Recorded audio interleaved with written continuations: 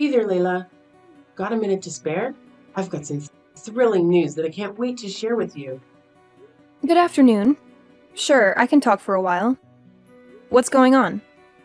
Well, first things first, how's Stephen been?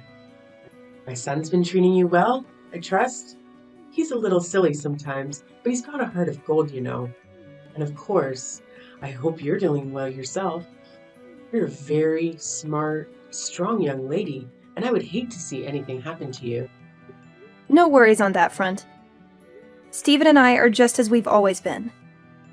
Nothing too dramatic to report. We're just living our lives to the fullest. That's music to my ears. In these times, it seems like everyone has a heart-wrenching tale to share when you catch up with them. But enough of that. Let's get to the exciting part. Ready for a surprise? What is it? Should I be guessing, or is this just a figure of speech? Sarah's tying the knot. You and Stephen are about to gain a new brother-in-law. But wait, there's more. She's expecting a baby. I'm going to be a grandma, and you're about to become an aunt. Isn't it just incredible? Sometimes I have to pinch myself just to make sure it's not all a dream.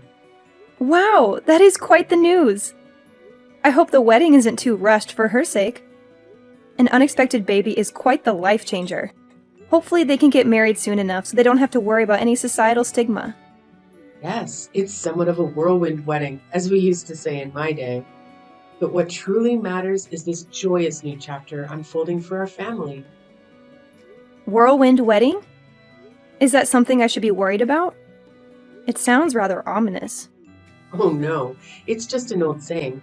It slipped my mind that you grew up overseas. Let me explain. Back in the day, if a man got a young woman pregnant, her father would show up with a shotgun and ensure they got married right away. Oh, wow. Well, as long as you're excited about this, and so is the groom-to-be. Anyway, that really is fantastic news, and I'm genuinely happy for you and Sarah. Can you believe it? The girl's already 4 months along. They took their time deciding what steps to take next. We need to find her a dress that'll accommodate her growing belly soon, because it certainly isn't getting any smaller. Oh dear! Well, I'm sure there are dressmakers who specialize in such situations. You must be over the moon about the upcoming wedding. Absolutely. There's nothing quite like seeing your daughter walk down the aisle as a bride. And I hope someday that you'll get to experience this joy too, dear Layla. Speaking of weddings, we expect you and Stephen at the ceremony. Of course, wouldn't miss it. It's such an overwhelming feeling of joy that brings tears to my eyes. It reminds me of when I first held Stephen in my arms. I can only imagine how that feels. Could you do me a favor and pass on this news to Stephen? Once we sort out all the details, I will forward them to you. You know how he struggles with texting, and I don't want to disturb him at work or during his time with you. He'll be thrilled to hear he's going to be an uncle. Good morning, Layla. How are you today? I'm still over the moon about the news. But let me get to the point. What did you tell Stephen about the wedding? He called me last night, and I was expecting him to be ecstatic, just like us. He was furious. I've never heard him talk to me like that. He wasn't just angry. He was confused and outraged even. He asked if we were joking with him. What's going on? Good morning, Tiffany. That's very odd. I didn't notice anything wrong with him. Actually, now that I think about it, I heard some yelling last night when I was in the bath, but I thought it was just the TV. Or maybe Stephen getting excited over a game, as he usually does. But that must have been when he called you. He didn't say anything to me about it. This is news to me. That doesn't make sense. I'm his mother, and I know when something's bothering him. All I did was share the news about the wedding with you, so something must have gone wrong somewhere. Are you sure you didn't say anything weird to him? Even by mistake? Well, I told him about the wedding and how happy you were to become a grandma, and that we were invited to join with them. That's all. Then why would he snap at me like that? Just a guess. But maybe this is still a touchy subject for Stephen.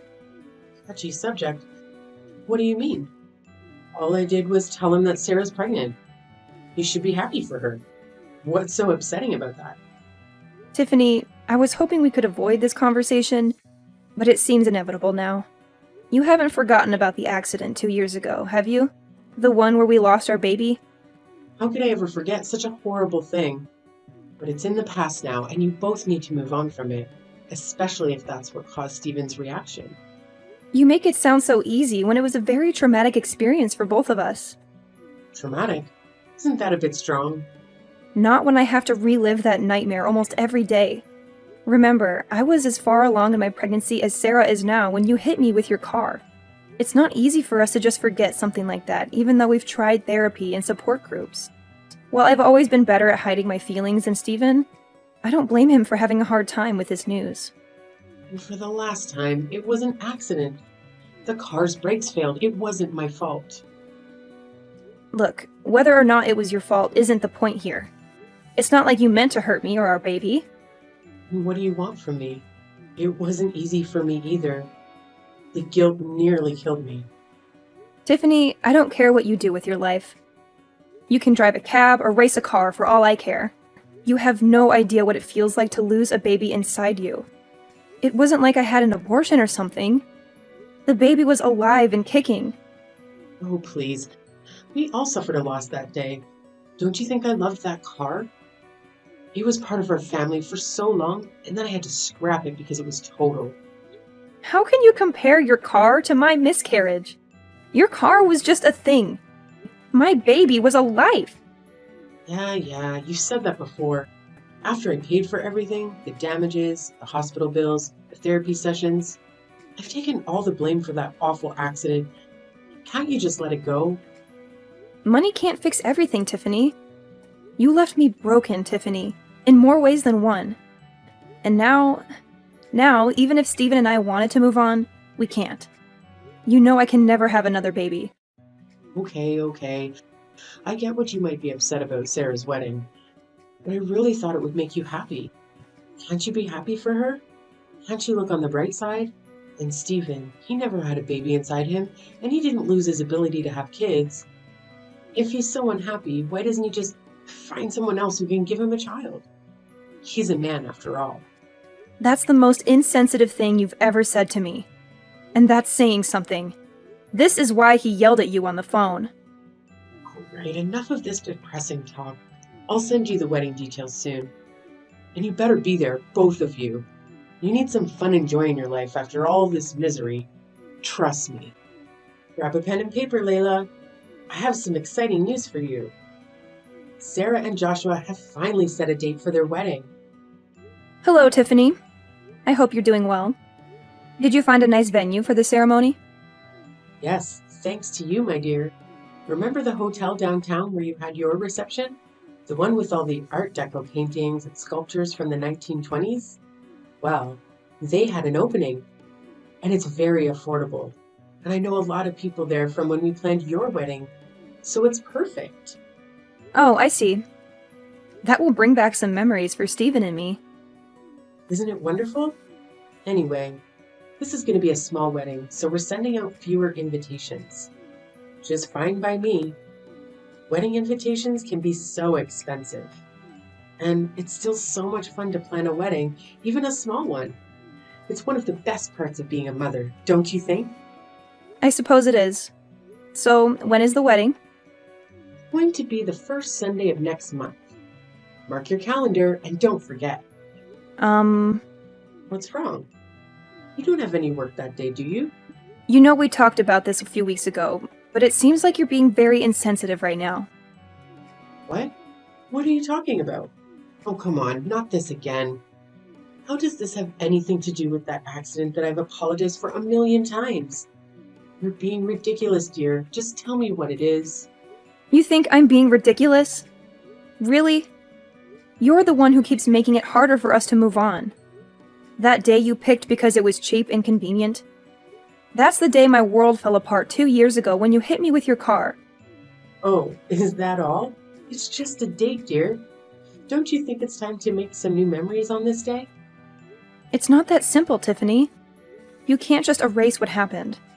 The fact that you can't even remember, it's unbelievable. Oh, please. You're impossible to please, aren't you? Maybe if you could talk about something else besides your miscarriage, you might be able to move on. Didn't they teach you that in therapy or support groups? Or did you skip that session because you were too sad after looking at your calendar? You have your whole future ahead of you, Layla. You're only hurting yourself by living in the past like this. Better be careful where I seat you at the wedding, or else your gloomy mood might ruin everyone's happiness.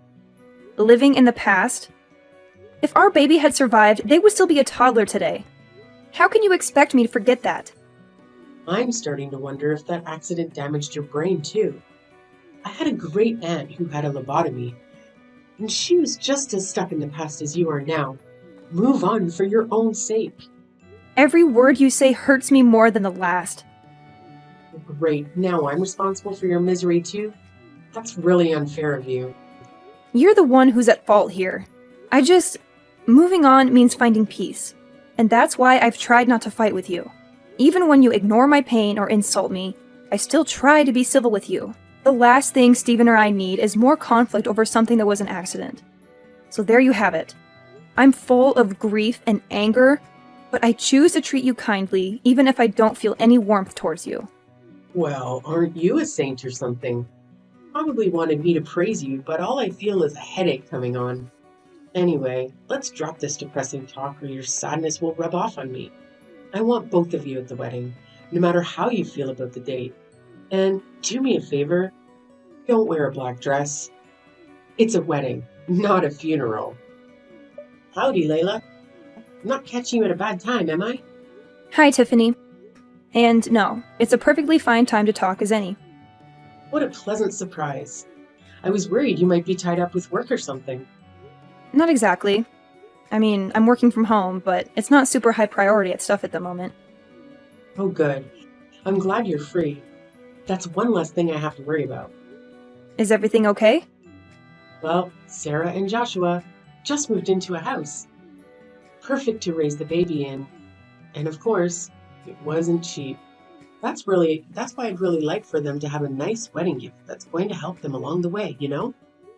Sure, I can understand that. Anyways, what I wanted to ask is if you still had that money set aside from the settlement for you know what. What? Well, I was thinking of putting it to good use, so we have the funds to get them something really nice and memorable. You know? You didn't spend it all, did you? I haven't spent a single dollar of it. Don't worry. I've been saving it for a very special purpose I like to call revenge. Revenge? You better not mean against me, my dear. Is there something else I should be setting my sights on? If so, I'm not seeing them. You even know what the word accident means anymore? Or have you completely brainwashed yourself? Besides, no matter how badly you want to hurt me, it's most certainly not going to bring your child back. All you're going to do is reopen those old wounds of yours with that kind of thinking.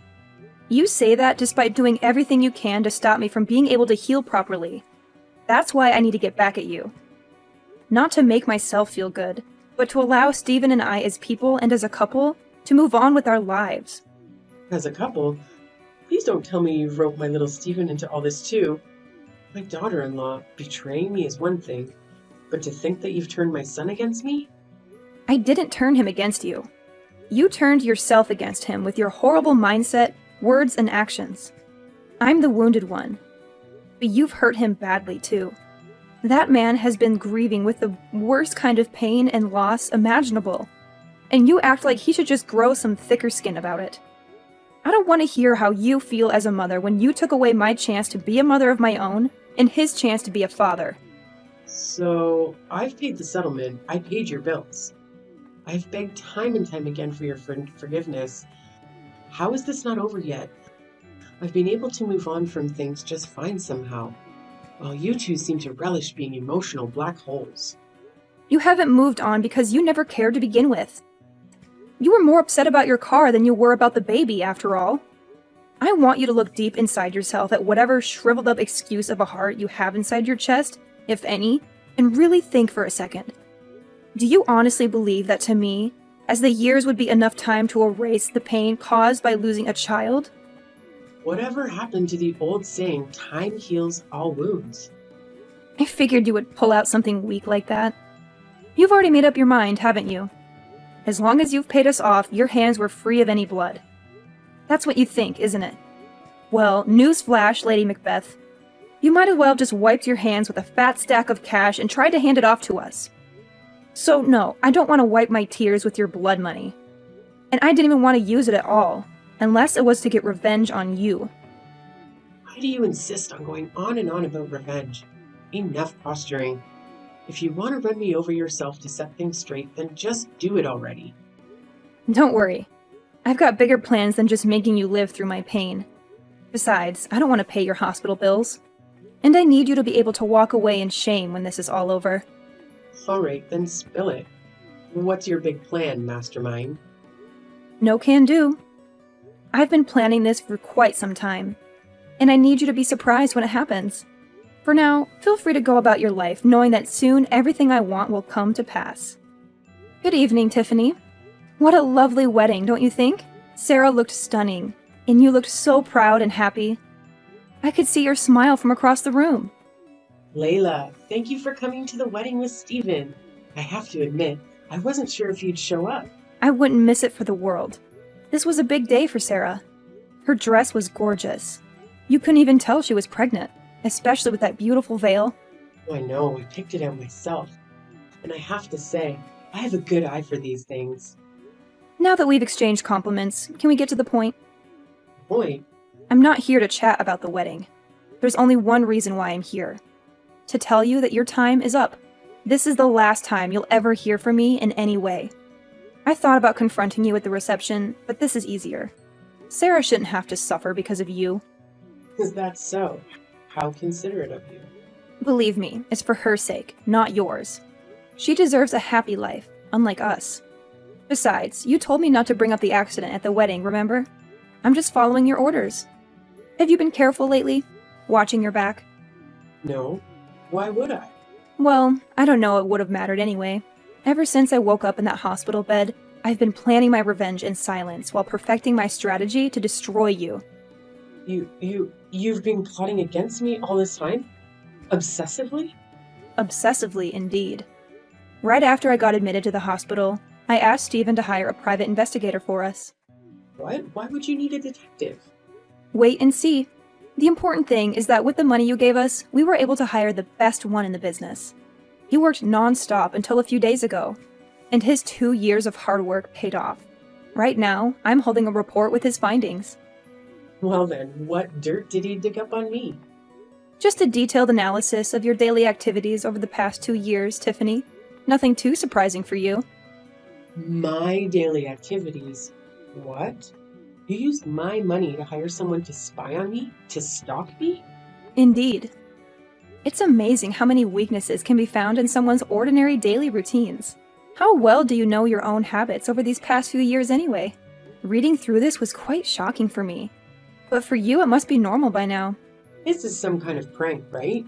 You don't really hire a detective. You're just trying to scare me into admitting something.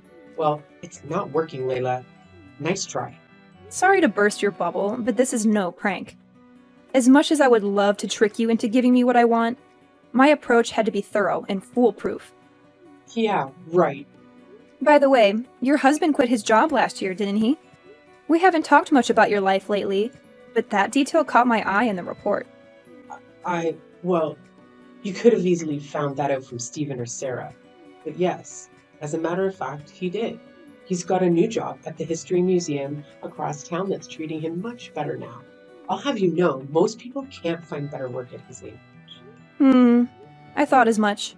I know you're not lying about that, mostly because that time frame lines up with a noticeable disturbance in your life's activities. Disturbance? You're the one acting disturbing. That's what I think. About that disturbance.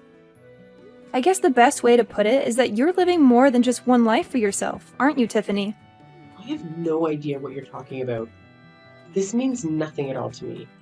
Not a single word you said. Really? Let me give you a refresher then. Does this scenario I'm about to describe sound familiar to you at all? It's the weekend, and you tell your husband that you're going out with some girlfriends of yours. My guy knows better than that, though. and he is able to tell me what you're really up to. Picking up younger guys at bars downtown and taking them back to a cheap hotel room you've booked for the weekend. I almost lost track of the amount of times my gumshoe reported that same story back to me. Seeing it all compiled now, it really makes me think.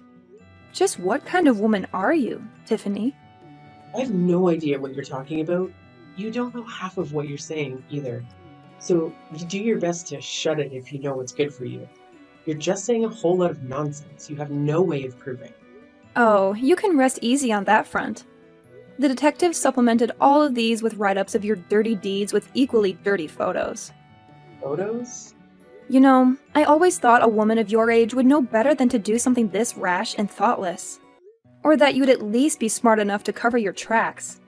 These photos are unmistakably you, though, and you've got nowhere to hide now. I haven't done anything wrong. Sure, you have photos of me with some guy, but you have no idea what my intentions were. Oh, I don't think it takes much for me or anyone else to piece that together. I definitely don't need to hire a detective to have a theory or two. Besides, even if you didn't do anything with this guy, certain facts stay true, immutably so. Namely, the fact that you lied to your husband about what you were doing all those weekends.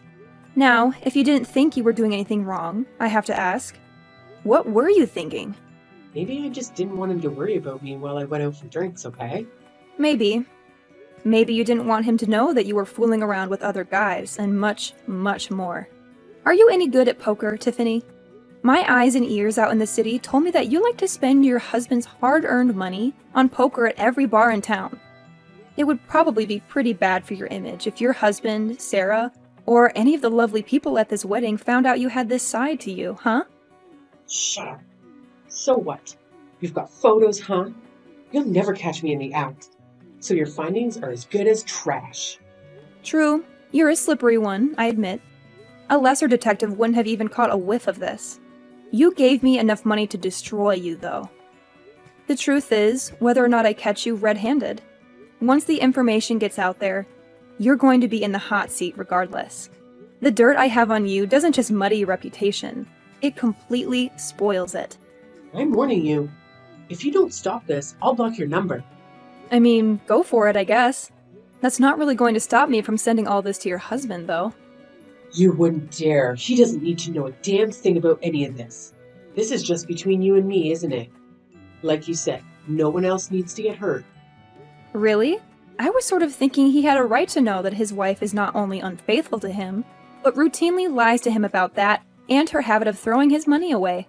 Telling him just seems like the responsible thing to do from my perspective. When I said I didn't want to hurt Sarah, it was because I wanted this day to be special for her. Well, if he found out, there's no way he'd do anything short of divorcing me, though.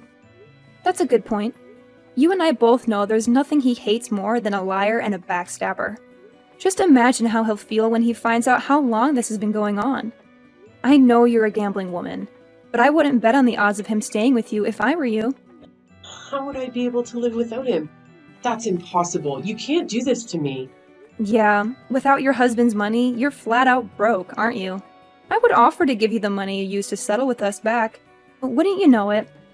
I spent it all on that detective. Please, I'm begging you, whatever you do, don't tell my husband. Don't tell Sarah or anyone else, please. Your demands are getting less and less practical by the second, Tiffany.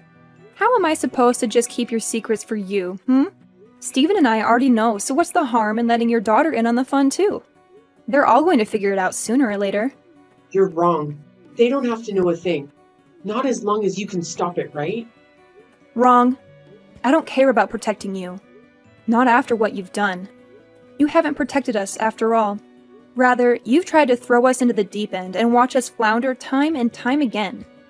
This is revenge, plain and simple. Not for the accident, but for how horribly you've mistreated us these past few years. Me, Stephen, your husband. Speaking of which, it really does seem like fate that it would all unravel on this day.